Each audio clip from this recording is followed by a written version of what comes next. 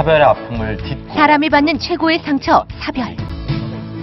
3년 전 사랑하는 아내와 사별한 후 홀로 어린 딸을 키우며 살아가는 싱글데디 조원미. 누구를 만나서 함께 같이 어딜 가는 것도 저도 하늘 먼저 가 있어요. 엄마가 보고 싶어. 너무 현실이 느껴져요. 집 옆에 없는데. 일단 그분이 돌아가신 인생을 살아가면서 꼭 한번 겪을 법한 슬픔, 사별. 불구하고 받아들이고 양재진 정신건강의학과 전문의와 함께 살펴보는 사별 후 증상과 그 치유법까지. 여유만만해서 지금 바로 공개됩니다. 입니다. 황산성 변호사님, 그리고 배우 최선자님, 그리고 녹색지대 조원미 씨 모셨고요. 그리고 우리에게 좋은 말씀해 주실 정신과 의학 전문의 양재진님 모셨습니다. 네. 병이 아닐까 싶기도 한데 한 분은 이제 굉장히 고칠 수 없는 불치병, 그리고 또 두 분은 암 말기 선고를 받으셨다고 하는데 그 당시에 굉장히 황망하고 좀 당혹스럽고 그러셨겠어요. 이제 3년밖에 안 되셨는데. 진짜 그러니까 저는 네. 지금도 솔직히 인정을 못해요. 예. 인정을 못하고 1년 연애를 하고 당시 아내는 승무원이었었어요. 네. 그래서 결혼을 했고 허니문 베이비가 생겼어요. 그래서 네. 아이를 낳고 돌잔치를 하는 중에 예. 그동안 못 받았던 엄마는 왜 모유수유를 하면 종합검진을 안 받잖아요. 약물을 투여받게 예, 되니까. 맞아요. 모유수유가 끝나고 같이 병원을 가서 종합검진을 받았는데 예. 의사 선생님이 잘 아시는 박사님이셨어요. 예. 그래서 저만 불러요. 아, 예. 암이다라는 말씀을 해주세요. 근데 문제는 몇 기인지 어떤 암인지도 듣지 않은 채 온몸에, 그러니까 다리에 힘을 풀린다는 거를 처음 다리 느껴봤어요. 힘이 쫙 풀린. 처음 데뷔했을 때도 이렇게 기운이 빠지는 걸 떨리는 게 없었는데 그냥 선생님 말씀대로 눈물만 흘러요. 근데 얼마나 살 수 있습니까? 라고 처음 반문을 했어요. 네네네. 말기였고요. 아이고. 아이 돌잔치를 15일 앞둔 상태였어요. 근데 예. 말기였고 3개월밖에 살 수가 없다라는 얘기인데 아내는 너무 건강하게 이쁘게 밝게 웃는 아내, 건강한데 그러게요. 담배도 안 펴본 아내가 폐암 말기였던 폐암이요? 거예요. 예. 그럼 아내에게 예. 암이라는 얘기를 일단 돌잔치 끝나기 전에는 못했죠. 할 수가 없었죠. 할 수가 없었죠. 딸아이를 얻었고 세상에 이거 어떻게 얻은 아인데라는 어떤 그런 엄마로서의 기쁨이 눈앞에 있는데 말할 수가 없었죠. 정말 남편분과 아내분을 보내놓고 나서 그래도 가장 정말 외롭다, 절실하게 이렇게 느낀 데가 언제세요? 아이가 요즘은 그래요. 이제 말을 잘하니까 네. 아빠 여자친구 있어? 이렇게 그래요? 네. 네. 그래서 없는데 친구처럼 항상 대화를 나누다 보니까 네. 왜? 그러면 유치원에 엄마들이 오잖아요. 항상 무슨 이제 행사가 있으면 아빠가 항상 가요. 네. 스케줄 빼서라도 저는 가는 편인데 아빠가 와서 좋지만 자기한테도 엄마가 있었으면 좋겠어. 그런 얘기를 해요. 해요. 아유, 마음 아프시겠어요. 그 너무 어릴 때라 따님이 그 엄마의 모습을 기억해요. 기억해요. 예, 2살 때, 3살 때까지 지나보니까. 기억을 해요. 그럼 막 3살 때 이제 막 말하기 시작할 때 엄마 찾고 엄마 어디 갔냐고 많이 보챘을 텐데요. 그러니까 처음에 아내가 이제 병원에 입원했을 당시에 처음에는 너무 건강했었어요. 네. 근데 어느 날부터인가 호흡이 곤란해. 폐암이라는 게 산소를 들이마시지 못하지만 이산화탄소를 배출시킬 수 있는 기능 자체가 손실이 돼요. 네. 산소 마스크를 쓰니까 어린아이가 엄마의 모습을 보니까 낯설거든요. 우리 엄마가 아니라는 듯이. 근데 엄마는 병원을 또 못 오게 해요. 귀찮다는 듯이. 근데 귀찮은 게 아니었었어요. 그 당시에 신종플루가 유행이었어서 아이가 병원을 옮을까봐 보고 싶은데도 못 오게 했던 거죠. 엄마 입장에서.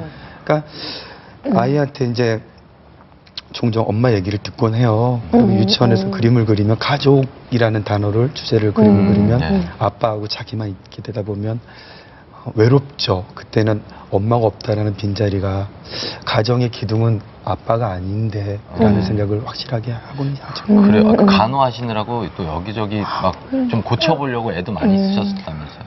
무던히도 많이 했죠. 어떤 애? 그러니까 뭐 가까운 일본도 가기도 하고 미국의 유명한 박사님한테 해보기도 하고 사실 방송에서 말씀드리지 못한 그런 뭐 행위 같은 것도 너무 많이 해봤어요. 돈이 그러니까 주변에선 그래요. 삶의 가치를 높일 것이냐 포기를 할 것이냐 선택을 해라라고 얘기를 해요. 주변에서. 제 멤버도 곽창선 씨도 네. 한 해 부모님을 두 분 다 폐암으로 보내셨거든요. 그래서 옆에서 지켜보니까 자기도 안타깝죠. 예.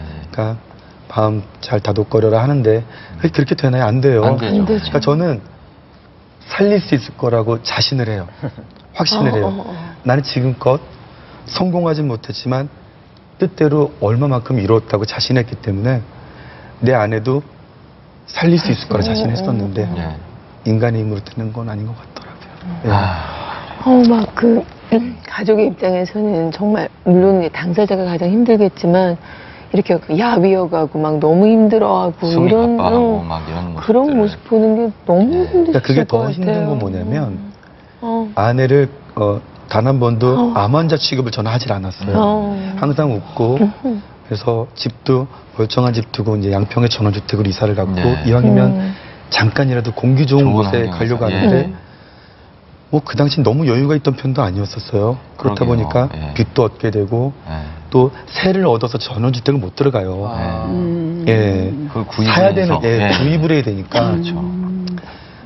근데 일반 농가주택에서 또 아내를 키우고 싶진 않잖아요. 그렇죠. 그러니까 이쁜 집에서 키우고 예, 싶고 아이랑 같이 그렇다 보니까 많이 좀 경제적인 부분에서도 많이 힘들었지만 아내하고 전혀 그런 걸로 그래요. 예, 티를 낼 수도 없고 아, 병원비 같은 건 어떻게 충당을, 뭐 외국 같은 데 의료시설 이용하려면 상당히 병원비가 많이 어마어마했어요. 들죠. 예, 그거 어떻게.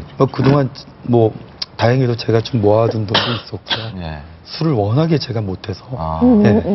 그래서 또 많이 또 도와주신 분들도 계시고 열심히 일을 했어요. 예. 아내 살아있는 동안 3개월밖에 못 산다는 아내가 2년 동안을 건강한 사람처럼 살았었어요. 근데 대학병원에서는 있을 수가 없는 일이래요. 과학적으로 예. 이미 혈액에 뼈에 뇌에 다 암세포가 퍼졌는데 의식을 갖고 자기 딸아이를 의식하고 한다는 자체가 이거는 과학적으로 설명을 할 수 없다고 선생님들이 조원미 씨 말씀을 하죠. 3개월밖에 못 살았는데 2년을 막 이렇게 살아갈 때 우리 아내가 병이 완치될 수 있겠구나라는 어떤 당연하죠. 당연히 사실 수 희망이 있다고 있었겠죠. 생각을 했죠. 희망보다도 희망이라는 게 아니고 네. 당연히 살 수 있을 당연하다. 거라고 생각을 했었어요. 아내 역시도 항상 그렇게 생각을 했어요. 근데 제가요, 사별 후에 굉장히 뭐 몸도 그렇고 정신적으로도 굉장히 이상이 많이 찾아왔다면서요. 네. 어땠어요? 어느 날 운전을 하고 가는데 갑자기 차가 파도가 요동치듯이 막 좌우로 흔들려요. 뒤에 선배가 다행히 따라오고 있었고 네. 새벽 시간이었는데 네. 몸에 힘이 쭉 빠지더니 브레이크조차 밟을 정도의 온몸에 힘이 없더니 그 자리에서 기절을 한 거예요. 브레이크를 잡고 운전 중에? 예. 아이고. 편도 8차선 도로 가운데서고. 아이고. 큰일 났네. 다행히 그래서 다행히 뒤에 일행이 있었기에 망정이었지. 네. 큰일 날 뻔했죠. 그래서 잠깐 내려서 한 1, 2분 있다 의식을 찾았는데 네. 다음날 이제 가까운 선생님 찾아보니까 우울증이 동반된 공황 발작 증세라고 말씀을 하시더라고요. 그래서 선생님이 약을 일단 처방을 해주셨어요. 네. 안 먹는 것보다 먹는 게 낫다라고 했는데 고집 부리고 전 먹질 않았어요. 왜냐하면 그걸 먹는 순간 저는 제 스스로가 우울증이라고 인정을 할 것 같은 거예요. 그래서 이러면 안 되겠다. 스스로 이겨내야겠다 해서 먹질 않은 적이 그래요? 있었죠. 예. 뼈의 아픔을 겪은 가수 녹색지대의 멤버 조원미. 네, 안녕하세요. 저희 딸아이와 놀아주기로 했거든요. 그래서 일하다 말고 유치원으로 데리러 가요. 오랜만에 딸을 보러 가는 길. 5일 만에 보는 것 같아요. 제가 앨범 준비하고 시간이 여의치 않았었어요. 그래서 지금은 지인분 댁에서 연설을 잠깐 돌봐주고 계세요. 너무 보고 싶죠. 매일매일 가고 싶죠. 3년 전 아내가 세상을 떠난 후 홀로 아이와 남겨진 싱글데디 조원민 씨. 어린 딸 연설을 지인의 손에 맡겨놓은 후 딸의 모습이 늘 눈에 밟힌다고 하는데요. 그래서일까요? 딸을 바라보는 그의 표정에 반가움과 미안함이 동시에 묻어납니다. 아빠를 보자마자 달려와 안기는 연서. 이산가족 상봉이 따로 없습니다. 신기해요. 언제 이렇게 컸는지도 그렇고 아이들 보는 날 웃음이 나와요. 너무 좋아. 오늘은 귀갓길이 외롭지 않은 연서. 너 뭐하고 놀았어? 잘 놀았어? 보고 싶었어, 안 보고 싶었어? 보고 싶어. 아빠 감기 걸렸어. 알아요. 오랜만에 아빠 노릇 제대로 하고픈 조원민 씨. 들어갔어, 발 다 들어갔어? 귀 시려우니까 모자라도 좀 쓰자. 아니에요. 안 써봐. 싫어한데? 제발 부탁해. 아우, 너 젖겠는데, 이거? 다들 엄마가 오는데, 아빠가 얘가 말도 잘 못하고 그랬을 때는 뭐가 필요한지 뭘 원하는지 몰랐는데, 엄마가 없어도 하게 돼요. 가장 걱정되는 것 하나. 딸아이잖아요. 최근부터 목욕을 같이 못한다는 거예요. 6살이 되다 보니까 이제 목욕탕도 같이 못 가는구나. 그래서 누군가 돌봐줄 사람이 꼭 필요한 거죠. 그게 가장 좀 난처하거나 어려울 때가 있긴 해요. 엄마의 빈자리를 완벽하게 채워주고 싶은 아빠 조원민. 하지만 마음과는 달리 쉽지 않은 형편에 연서를 바라만 봐도 눈이 시립니다. 오랜만에 연서와 함께한 나들이. 한적한 교회로 향했는데요. 아내의 흔적을 느끼기 위해 이곳을 찾았다는 부녀. 대체 어딜 가는 걸까요? 이곳이 저희가 살던 집이에요. 애기 엄마가 이제 폐암 선고를 받고 그 당시에는 돈이 그렇게 많지 않았어요. 그래서 빚도 지게 되고 대출도 얻고 은행에서 그래서 집을 구하게 된 거였었죠. 이 그네에 앉아서 연서가 여기 앉아 있었고 엄마가 여기 앉아서 아빠가 이렇게 밀어주고 했던 기억도 나고. 아빠가 여기 뒤에 가서 밀어줬죠. 맞아요. 옆에서 밀어줬죠. 3년이 흐른 지금도 잊을 수 없는 아내의 모습. 부녀는 추운 줄도 모르고 그네를 타며 추억에 젖습니다. 집안에도 아내의 흔적은 남아있는데요. 마치 엊그제처럼 모든 일들이 생생하게 떠오르는 조원민 씨. 저희 집사람이 이제 쓰던 방이에요. 이쪽 방이. 이쪽으로 이렇게 누웠죠. 침대에 눕고 항상 이렇게 누워 있었어요. 혼자 잠을 잤어요, 항상. 아내가. 왜냐면 제가 너무 늦게 끝나고 항상 들어오고, 폐암 투병 중이었기 때문에 안 좋은 기분이 들어올 것 같아서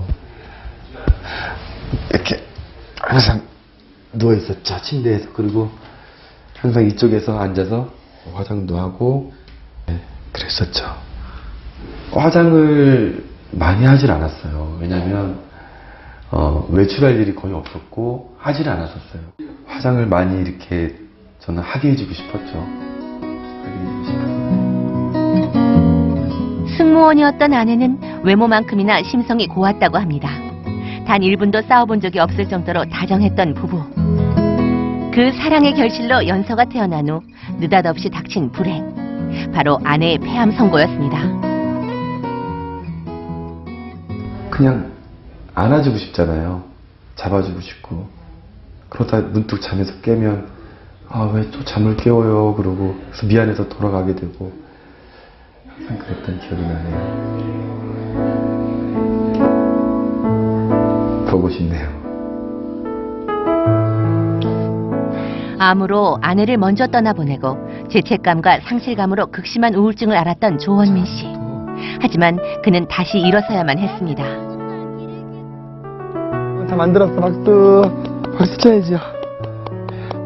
바로 단 하나뿐인 딸 연서 때문이었는데요. 엄마랑 나랑 아빠예요. 이게 엄마가 보고 싶어. 어린 연서의 마음에도 사무치는 그리움으로 남은 아내. 다시는 만날 수 없기에 이제는 조금씩 기억도 놓아야 한다는 걸 알지만 문득문득 떠오르는 추억을 막을 길은 없습니다. 눈이 시리도록 보고 싶은 아내, 그리고 엄마를 찾아 부녀가 발걸음을 옮깁니다. 고인이 고이 잠든 납골당. 엄마 어딨어? 한줌 재가 되어 홀로 세상을 떠난 아내. 부녀의 아픔과 그리움의 크기를 대체 가늠이나 하는지 활짝 미소 짓고 있었는데요. 오랜만에 마주한 아내에게 조원민 씨는 미안함을 넌지시 전합니다. 오랜만이었어요. 올해 2월 달에 하고 처음 것 같아요. 엄마한테 얘기해봐. 엄마, 연서 이렇게 많이 컸어요. 엄마 아프지 마세요. 그래. 무슨 말을 해줘요? 연서 하고 싶은 말 하면 돼. 연서는 엄마 보고 싶을 때 어떻게 해요? 다 모여. 왜 참았어? 엄마가 없대.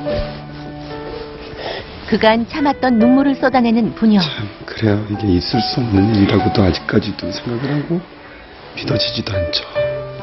지금 엄마가 옆에 있었으면 얼마나 좋았겠어요. 그죠? 내 사람이 있었으면. 아내를 향한 가슴속에 응어리진 아픔이 터져 나옵니다. 미안하죠? 제가 너무 미안하죠. 지켜주지 못한 것 같아서 너무 미안하고 보고 싶고.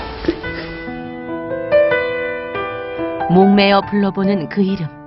아내 그리고 엄마. 부녀는 하염없이 눈물을 쏟아내고도 쉽게 발걸음을 옮기지 못했습니다. 한참 뒤 아쉬운 작별 인사를 나누는 부녀. 엄마 다음에 아빠를 또 올게. 또 올게, 여보. 보고 싶을 때마다 또 올게.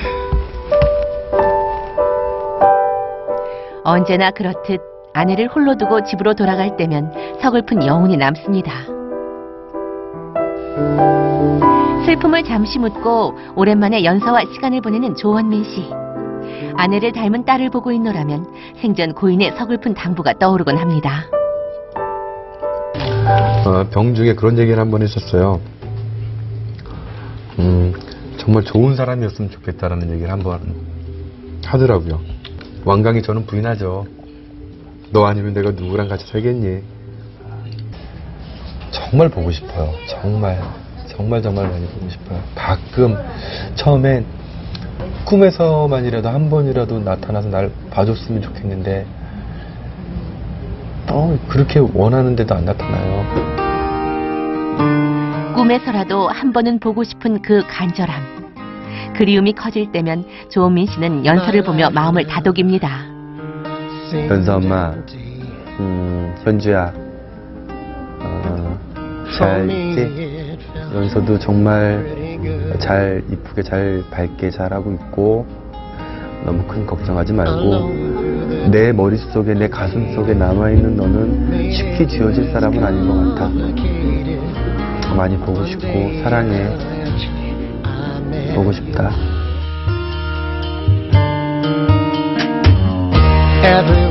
딸과 함께 사별의 아픔을 극복하는 싱글데디 조원민 씨. 애틋하고 절절한 그의 이야기가 스튜디오에서 계속 펼쳐집니다. 네, 이렇게 시간이 흐르